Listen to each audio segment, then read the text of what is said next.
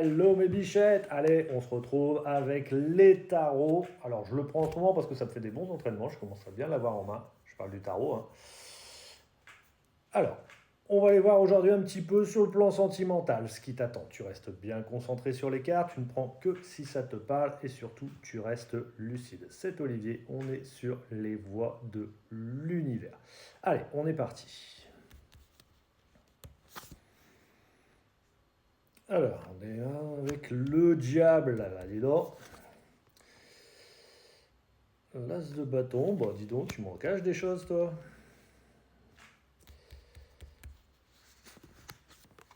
Et on a le roi de coupe. Alors, le diable, ça peut être une carte positive comme une carte qui peut être négative.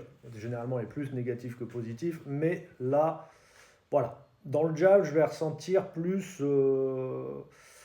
des tentations. Je dirais que tu es un petit peu en ce moment dans les attirances, un petit peu physique intense, en tout cas une forme de fantasme. Alors peut-être des envies, des envies de plaisir, forcément.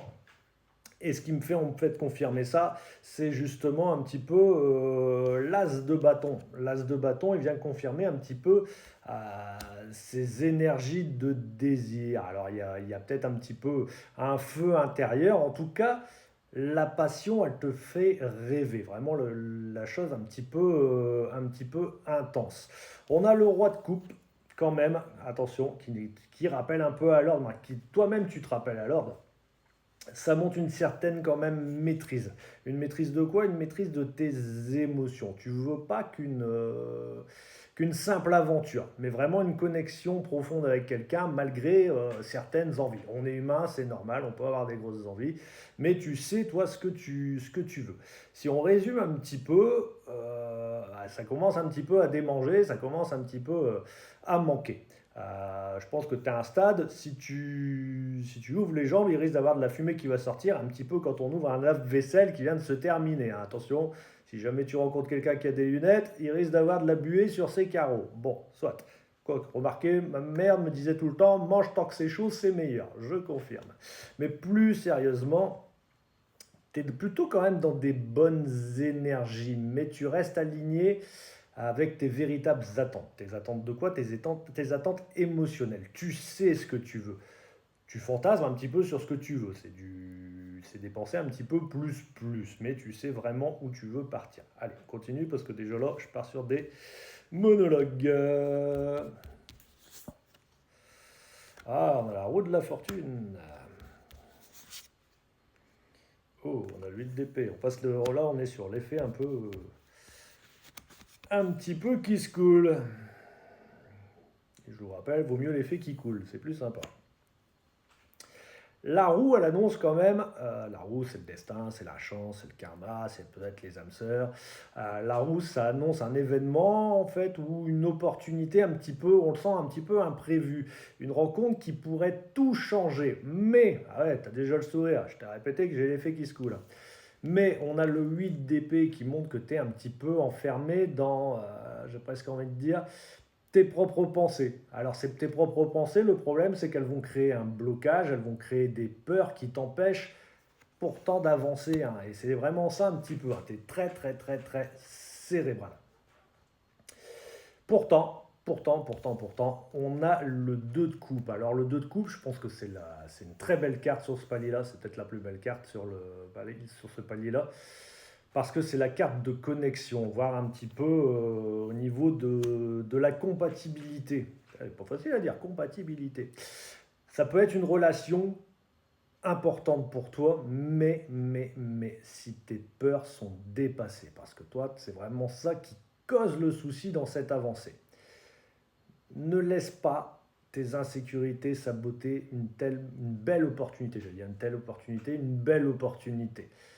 Ouvre-toi progressivement. Bah, dans le sens que tu veux, moi je te parle émotionnellement, mais ouvre-toi progressivement. En tout cas, tu vois, on est un petit peu sur une balance où tu sais pas trop. Ça se propose, mais on sait pas trop. Allez, on continue. On va aller voir ce que ça nous dit encore. Alors, on a la Lune. La Lune, ça parle un petit peu petit peu des doutes, hein. On a le pendu, et revient, celui-là, ça fait deux fois qu'il revient, deux tirages, deux fois qu'il revient.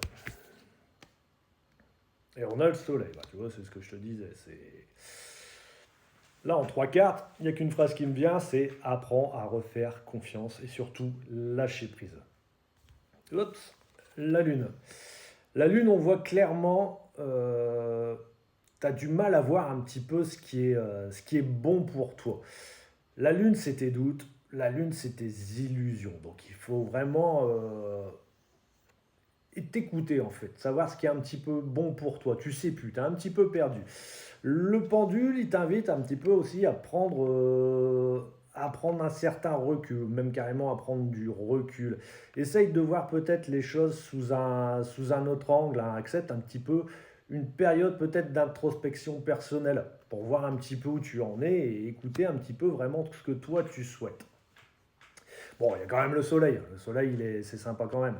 C'est un signe qui est quand même assez puissant. Un signe de quoi? Un signe de libération. Un signe, j'ai presque même envie de te dire, d'épanouissement.